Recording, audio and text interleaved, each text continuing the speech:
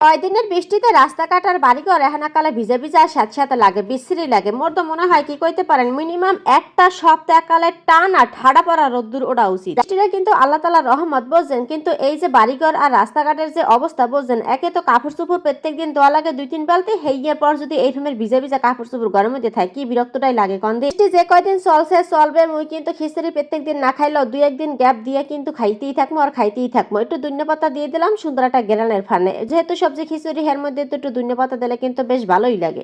এই ভেজিটেবল খিচুড়ি গুলো খালি সবজি খিচুড়ি খাইতেছে না, এর ফানে কিন্তু হ্যাগো লাগে আবার এই যে ধ্যান ডিম হইয়ে বুনো হরমু। তাই একটা ডিম দেন 80 ডিমের যে দাম বুঝছেন এই বাজারে, তাই একটা ডিম হে আবার গেছে নষ্ট হয়ে বুঝছেন। আর এই যে ধান মোর নখ কালো হয়ে গেছে, এ দেখে আবার কেউ ভাববেন না যে এর মধ্যে ছাতা ছাতা আছে। আসলে কি কইতে পারেন, ডেইলি ডেইলি এতগুলো পেঁয়াজ কাটা হয়, পেঁয়াজের কষে কিন্তু এরমের কালো হয়ে যায় বুঝছেন। যাই হোক, রেসিপি ভিডিও যেহেতু আপনাকে শেয়ার করি, এরমের দেখে আপনারা নেগেটিভ ভাবে নিয়েন না বুঝছেন। 24 ঘন্টার মধ্যে তাই এই যে ধান ডিম একালে হুগনো হুগনো একটু বুনো হরে আলাইছে। আজকে ডিমটা কিন্তু বেশি একটা বাজি নেই, এরপর মাইয়েরা খাইতে দিছি।